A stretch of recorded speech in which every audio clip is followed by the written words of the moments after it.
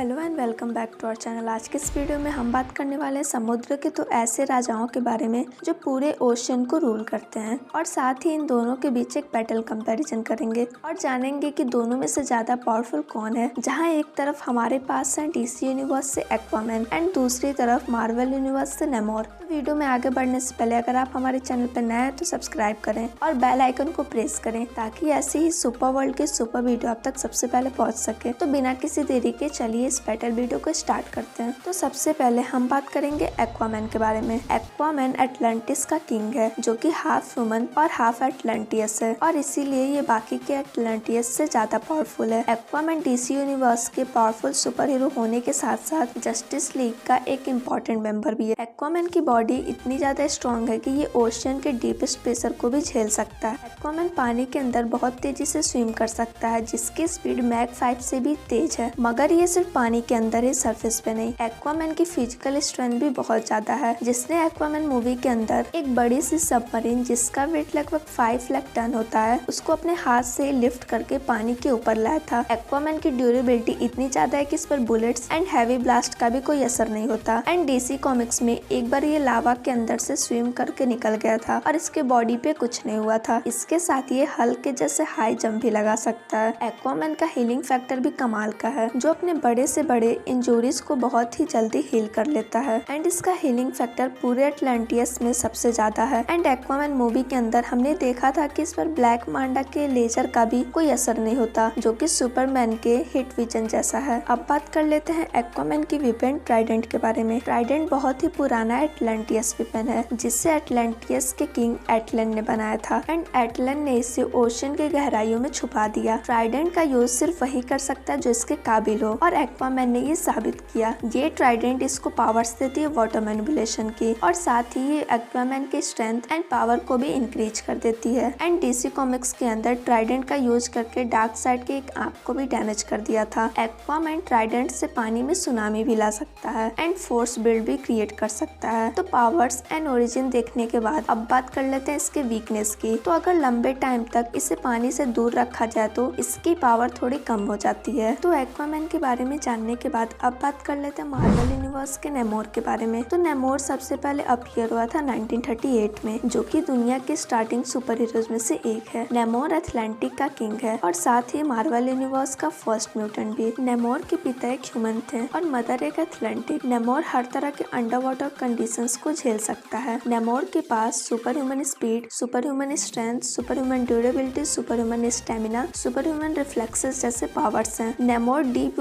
बहुत दूर के चीजों को भी इजीली देख सकता है। बात कर इसकी ड्यूरेबिलिटी की तो नेमोर के ऊपर बुलेट्स एंड एनर्जी ब्लास्ट का भी कोई असर नहीं होता। नेमोर कई टन के वेट को अपने हाथ से उठा सकता है।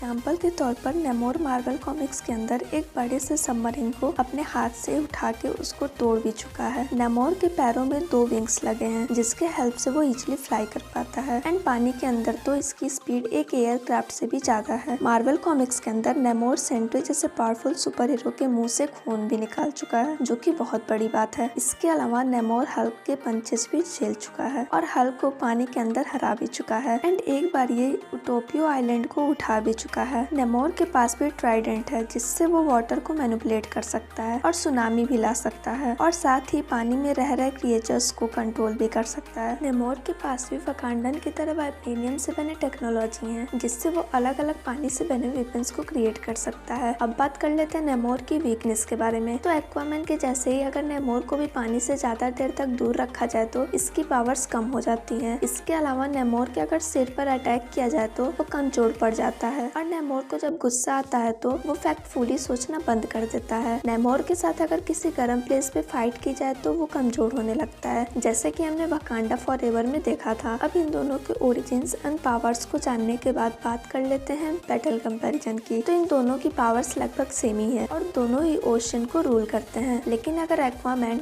एंड नेमोर में फाइट हुई तो एक्वामैन विनर होगा, क्योंकि नेमोर को जब गुस्सा आता है तो वो दिमाग से सोचना बंद कर देता है और ज्यादा एग्रेसिव हो जाता है, जिसका फायदा मार्वल कॉमिक्स के अंदर काफी लोग उठा चुके हैं और इसीलिए ये काफी बार पिटा भी है। एंड कॉमिक्स के अंदर इन दोनों की फाइट एक बार हो चुकी है जिसमें एक्वामैन नेमोर को डिफीट कर चुका है। आपको क्या लगता है कि ज्यादा पावरफुल कौन है? कमेंट बॉक्स में बताएं, और वीडियो पसंद आई हो तो लाइक करना ना भूलें।